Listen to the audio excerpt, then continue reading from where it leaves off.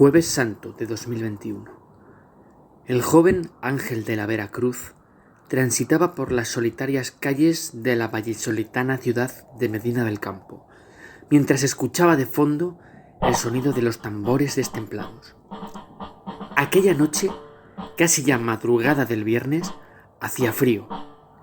El viento soplaba con intensidad y las ramas de los árboles se agitaban de manera tan furiosa que en ocasiones llegaban a chocar con las paredes de los monumentos, algunos de los cuales todavía permanecían abiertos.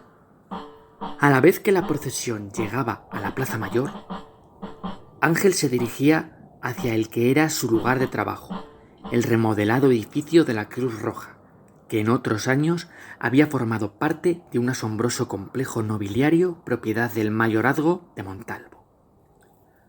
En el momento en el que se dirigía por la silenciosa calle de San Martín, lugar donde se encontraba el inmueble, notó cómo el distante ruido de la procesión había cesado, dando paso al canto del miserere. Sin embargo, hubo algo que le sacó de su ensimismamiento. Al final de la vía, de pie, en el medio de la carretera, y cerca de donde él estaba, se encontraba una niña, con semblante serio, vestido rojo y una muñeca cubierta de barro entre sus manos. En el momento en el que vio aquella imagen, un escalofrío recorrió su cuerpo. En su interior, su instinto más primario le decía que aquella niña no era real.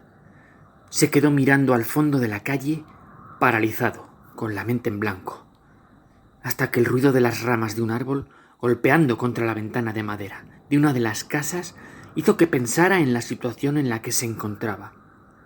Cuando volvió a mirar hacia la calle, aquella muchacha ya no estaba.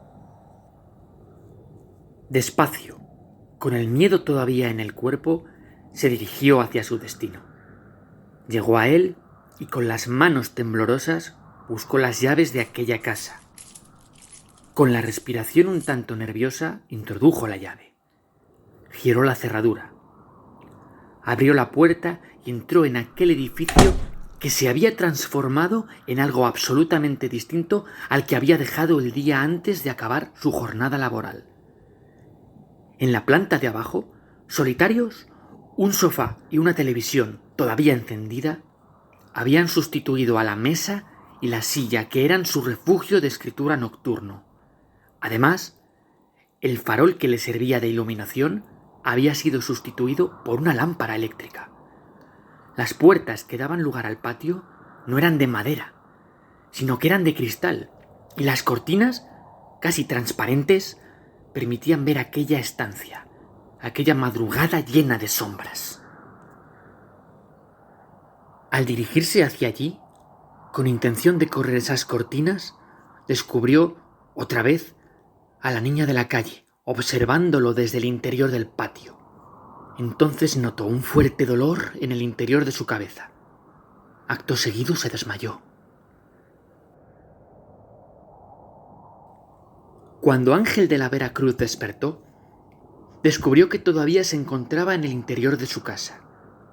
Sin embargo, el sofá y la televisión habían sido sustituidas por la mesa y la lámpara en la que él solía mediar y escribir todas las noches, y en la que había escrito verdaderas reflexiones de todos los episodios que le habían marcado a lo largo de su vida.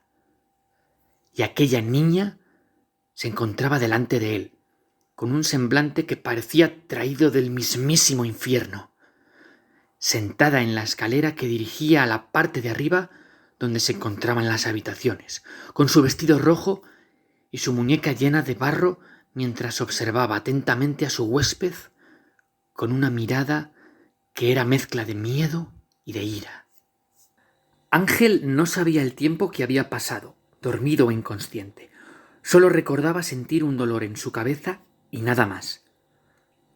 Pero a través de la puerta abierta que daba a aquel patio, y cuyos árboles arrojaban sombras y golpeaban las paredes que rodeaban la casa, se escuchaba el canto del miserere proveniente de la Plaza Mayor de Medina del Campo, por lo que dedujo que habían transcurrido unos 30 segundos.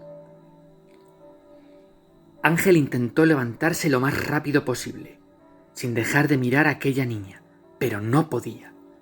Se encontraba sentado en el suelo, temblando, acurrucado en una esquina y clavando su mirada fijamente en los ojos de aquella muchacha de vestido rojo. El ruido de una de las campanas, la que anunciaba el final de la procesión, despertó en él un trágico miedo, ya que recordaba cuando, siendo pequeño, acudía con su padre a la iglesia cada Semana Santa, y el sonido de las campanas eran sustituidos por el ruido de la matraca, que anunciaba, cual oficio de tinieblas, la llegada de la oscuridad. Y recordaba que, al irse la luz de la iglesia, las sombras que procedían de las pocas velas iluminadas en el tenebrario se convertían en personas y que, en su corazón, entraban los sentimientos más tristes que jamás había sentido. Por la ventana, y a través del reflejo del cristal, intuía ver las sombras de los penitentes, y a través de las paredes escuchaba el sonido que producían las cadenas que llevaban los penitenciales sujetas a sus pies cuando rozaban el asfalto, y también los cantos profundos que hombres y mujeres imploraban en aquella madrugada del Viernes Santo, más fría de lo normal. Ángel se miró hacia sí mismo y descubrió que estaba vestido tan solo con un calzón y una camisa de color blanco, manchada de lo que parecía ser sangre. La risa burlona de aquella niña hizo que se levantara de un brinco, como sobresaltado. Aquella muchacha subió corriendo las escaleras. Al llegar al final dejó caer su muñeca, que llegó hasta los pies de Ángel rodando, como si fuese una pelota, y haciendo un macabro ruido por cada escalón que recorría. Rápidamente él se dirigió hacia el piso de arriba, siguiendo la estela de aquella niña. Por el camino se tropezó con el mueble de madera que estaba situado justo a los pies de las escaleras, y cayó sobre éstas, al tiempo que recogía la muñeca. Intentando ponerse de pie, y con un dolor muy fuerte en el pecho, subió hasta la planta de arriba, y cuando llegó descubrió a aquella niña sentada sobre una silla que se mecía hacia adelante y hacia atrás. La ventana se encontraba entreabierta, y el ruido del viento entraba en aquella estancia, silbando. Tan solo una vela alumbraba aquella habitación, y fue entonces cuando la risa burlona de su invitada se convirtió en un grito feroz, cuando la niña cogió entre sus manos la vela, y aquella estancia, que a Ángel le parecía reconocer, se llenó de humo, y luego de fuego. Y la niña empezó a llorar y llorar, hasta que desapareció completamente.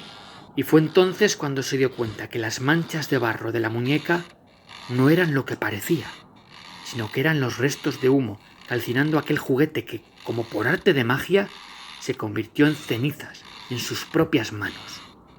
Tan solo quedaba aquella silla que seguía meciéndose una y otra vez, hacia adelante y hacia atrás, al ritmo en el que latía el corazón de Ángel. Un corazón que empezó a latir más fuertemente cuando comenzó a sentir un intenso olor a azufre que procedía de debajo de sus pies, a la vez que el dolor de su pecho se hacía cada vez más fuerte, y notaba cómo brotaba la sangre de su corazón, manchando todavía más la camisa blanca, tiñéndola completamente de rojo. De su cabeza caían gotas gordas de sudor, y la boca empezó a saber a metal. Sintió un gran escozor dentro de sus entrañas y cayó de rodillas al suelo, con la mano en el corazón y llorando. En el instante en que levantó la mirada, vio que aquella silla que se mecía hacia adelante y hacia atrás había cesado en su movimiento y que la niña del vestido rojo le miraba fijamente, a la vez que sonreía de forma muy malévola y señalaba con su dedo quemado hacia donde estaba él. Al principio, Ángel quiso hablar con ella, preguntarle qué es lo que quería y si él podía ayudarla. Pero después descubrió que lo que aquella niña quería mostrarle no era a él, sino que señalaba a un extraño ser que apareció detrás de donde él se encontraba y que procedía de la pared. Una sombra oscura, con forma humanoide, y que se transformaba en algo etéreo y que era posible sentir, y allí con la rodilla en el suelo, Ángel comenzó a respirar más lento y luego más rápido. Cerró los ojos y empezó a rezar hasta que dejó de sentir aquella presencia. Y entonces recobró la fuerza necesaria para poder levantarse y, apoyándose en la barandilla de la escalera, bajó hasta el salón. Lo que descubrió allí le dejó helado. Un grupo de jóvenes de entre 20 y 30 años estaban sentados en el sofá, viendo la tele que de la Vera Cruz descubrió cuando entró en esa casa, sustituyendo la mesa sobre la que él escribía todas las noches. Uno de aquellos chavales, de nombre Omar, miró hacia la escalera y profirió un fuerte grito al ver una extraña sombra proyectada por la pared que bajaba por las escaleras, desde la habitación de arriba. Ángel no entendía lo que estaba pasando. Intentó hablar con ellos, decirles que había una sombra extraña y que una niña con un vestido rojo necesitaba ayuda porque se había quemado, y contarles sobre esa muñeca. Tenía que avisar a aquellos chicos y decirles que esa casa era suya y que esperaba que todo fuese una pesadilla, y sobre todo que se marcharan. Pero todos los intentos de comunicarse con ellos fueron en vano. Ángel pensaba que se había dado un fuerte golpe al mirar por el salón hacia el patio y que estaba soñando o inconsciente, o quizás en coma, y todo eso era fruto de su imaginación y su subconsciente, pero había un detalle que se le escapaba. La intensidad con la que olía azufre y la intensidad con la que escuchaba el paso de la procesión, el sonido de los tambores redoblando y de las imágenes a su paso por la puerta de su casa, que a esas horas ya tenía que haber acabado, pues que para Ángel parecía que había pasado una eternidad desde que se encontró con aquella chica del vestido rojo por primera vez. Lo que a los ojos de los demás no era nada y no existía, a los ojos de Omar era una sombra que cada vez se hacía más grande y que bajaba desde la planta de arriba de aquella casa y que cada vez crecía más y más, hasta convertirse en lo que parecía ser un ángel de la muerte. Él señalaba, balbuceando, hacia las escaleras, en el mismo sitio donde la niña se había sentado antes y en el que ahora Ángel se encontraba, de rodillas y con la mano en el pecho. El chaval intentaba explicar lo que estaba viendo, pero no podía. Su respiración se entrecortaba, y cuando parecía que la sombra ya había adquirido toda su forma, la luz de esa casa se apagó, dejándola inmersa en la más absoluta oscuridad, justo en el instante en el que en la parte de arriba se escuchó el ruido de un disparo. Entonces, una chica morena y otro chaval pegaron un grito que a Omar le relajó, pues ya pensaba que se estaba volviendo loco. Aquellos chavales cogieron su teléfono móvil y, tras descubrir que no tenían cobertura, encendieron la linterna. La chica, temblando, agarró del brazo al otro chico y juntos subieron hasta la parte de arriba de la casa, pasando al lado de Ángel y, salvo Omar, que se quedó abajo, ninguno de ellos parecía saber que él estaba allí. Cuando llegaron a la planta de arriba, tan solo descubrieron una silla antigua, meciéndose hacia adelante y hacia atrás, y la puerta de la ventana abierta. Con calma, entendieron que el ruido había sido producido por el choque de la ventana contra la pared, debido a lo rápido que se había abierto, causado por la tormenta que se había desatado en la calle, y que gracias a eso la casa estaba sin luz. Sin embargo, esa relajación pronto cesó. Al bajar, entre la oscuridad, descubrieron que su amigo Omar, a quien habían dejado solo en la planta de abajo, estaba tirado en el suelo, cerca de la ventana que daba al patio, completamente pálido y con la cara desencajada de pánico. Muerto. Ángel de la Vera Cruz volvió a escuchar ese disparo, y en ese momento sabía que procedía de la parte de arriba de la casa, pero no se atrevía a ir hasta allá. Cuando aquellos dos chavales pasaron por su lado, miró hacia Omar, quien con lágrimas en los ojos se tumbó en el sofá, esperando que toda aquella pesadilla finalizase de una vez. Ángel escuchó la risa burlona de la niña, pero esta vez procedía del patio, y se dirigió hacia allí. Mientras bajaba las escaleras, veía los reflejos de las linternas de los móviles, y se sumergía en la oscuridad del patio, donde descubrió cómo la niña llevaba en su mano otra vez aquella muñeca. Ángel pensó que se estaba volviendo loco definitivamente. Aquella muñeca se había hecho cenizas en la planta de arriba, durante el incendio. ¿Qué es lo que ha ocurrido?, se preguntaba.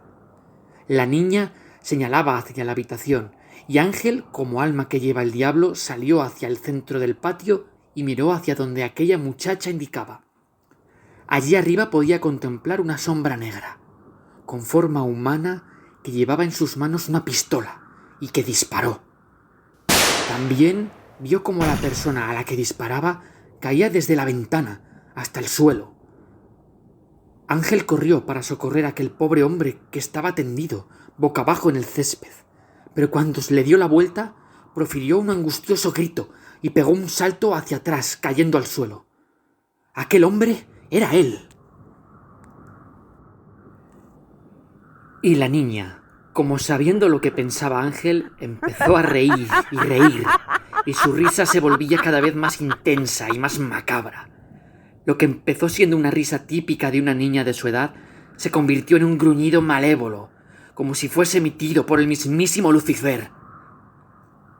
Ángel se giró y descubrió cómo el vestido rojo de la niña se mudaba en una túnica negra a la vez que su muñeca dejaba de existir y se transformaba en una pistola, a la par que esa niña se transfiguraba en la sombra, con forma humanoide que se había aparecido en la parte de arriba, justo antes de toda esa pesadilla. El gruñido de aquel extraño ser se unió al ruido que Ángel escuchó en el interior de la casa, en lo que vio cómo Omar caía al suelo con los ojos completamente en blanco y un semblante de terror.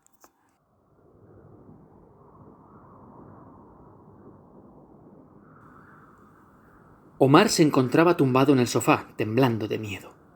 Las lágrimas caían por sus mejillas y con una mano sujetaba su teléfono móvil, intentando avisar a sus compañeros de que algo extraño estaba ocurriendo en esa casa. En ese momento sintió cómo una presencia pasaba a su lado y un escalofrío recorría su cuerpo, poniendo sus vellos de punta y haciendo que al miedo que tenía se uniera un sentimiento de culpa muy profundo. Sintió también un fuerte dolor en el pecho. En la más profunda oscuridad pudo divisar una tenue luz que salía desde el patio a la vez que la puerta del salón se abría poco a poco, escuchando el rechinar de las bisagras y el ruido provocado por el viento. También escuchaba los pasos de sus amigos procedentes del piso de arriba, y podía ver el reflejo de las luces provocados por las linternas de los teléfonos móviles. Omar se levantó dispuesto a cerrar la puerta del patio. Sentía frío, mucho frío, y quería que aquella pesadilla terminase cuanto antes. Incluso estaba pensando en salir de esa casa y esperar en la calle, y llorar hasta que todo aquello pasara.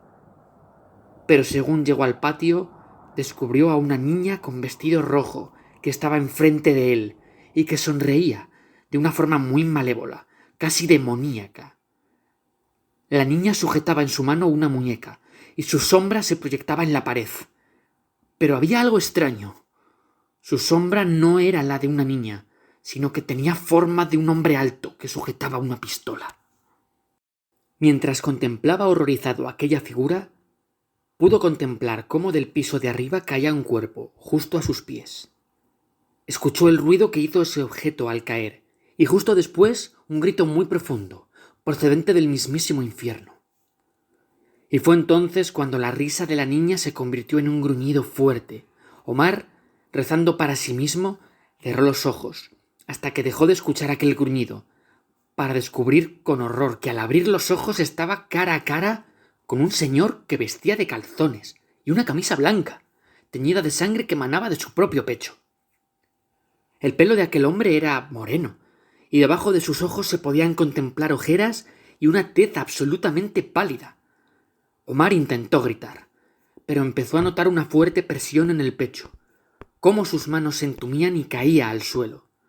Después de eso, sintió unos pasos a su alrededor, y lo último que vio fue la cara de aquella niña, y lejos de sentir una paz tranquila, escuchó aquel macabro gruñido que le acompañaría por siempre y hasta la eternidad.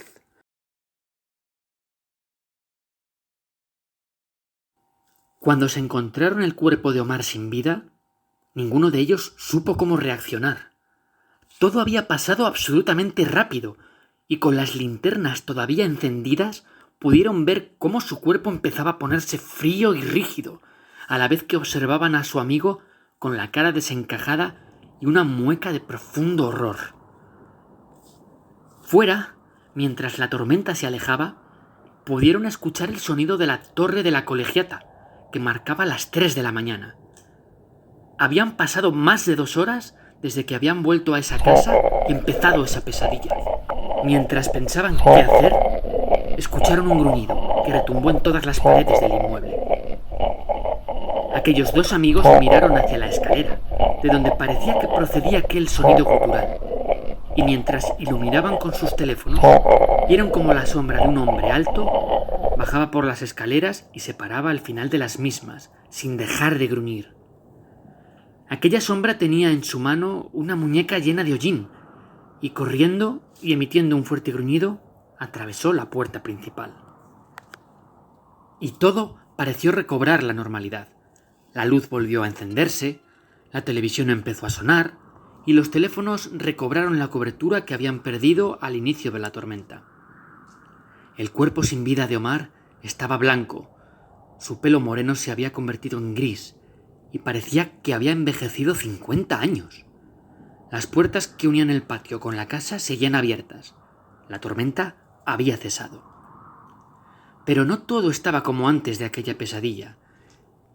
Y entre lágrimas por la muerte de Omar y los nervios por todo lo que había ocurrido, pudieron contemplar cómo al final de la escalera estaba aquella muñeca, casi carbonizada. Los mensajes volvieron a llegar a los teléfonos móviles, entre ellos uno de Omar, en el que decía tener miedo. Les pedía que tuvieran cuidado y que bajaran aquí con él, que estaba sintiendo algo extraño y que no quería quedarse solo. Pero sobre todo ese mensaje terminaba con una frase que les dejó helados. «Vamos a morir todos». Después de leer aquel mensaje, alguien llamó a la puerta principal, emitiendo 3 fuertes golpes, que resonaron por toda la estancia. La chica, volviendo a agarrar del brazo a su amigo, y aquel chico se dirigieron hacia la puerta, y abrieron, no sin miedo, la puerta de acceso a la casa para encontrarse con Ángel de la Vera Cruz, que vestía una camisa blanca con un agujero en el corazón del que salía sangre a borbotones. Aquellos 2 chicos se quedaron en blanco. Quisieron ayudar a aquel pobre hombre, pero cuando fueron a cogerle, se esfumó. En ese instante, detrás de ellos, volvieron a escuchar un gruñido, pero esta vez más gutural. Y cuando se dieron la vuelta se encontraron a la niña del vestido rojo que, con su sonrisa malévola, sujetaba de la mano a Omar, que reflejaba la sombra de un hombre alto que sujetaba una pistola entre sus manos. La puerta principal se cerró de golpe y la luz volvió a cortarse en aquella casa. A la mañana siguiente, los cadáveres de 3 chicos fueron encontrados en la casa donde se ubicaba la sede de la Cruz Roja de Medina del Campo. Uno de ellos, que parecía haber muerto de un infarto, sujetaba entre sus manos una muñeca que vestía un vestido rojo. Otro de ellos, la chica, tenía encima de su pecho un libro con reflexiones titulado El oficio de tinieblas, que había sido escrito por un antiguo sacerdote llamado Ángel de la Vera Cruz, quien había sido asesinado en su antigua capilla por un ladrón que buscaba un tenebrario que revender. El tercero de ellos estaba sentado en la escalera, dibujando una sonrisa malévola en su rostro y proyectando una oscura y extraña sombra detrás de él.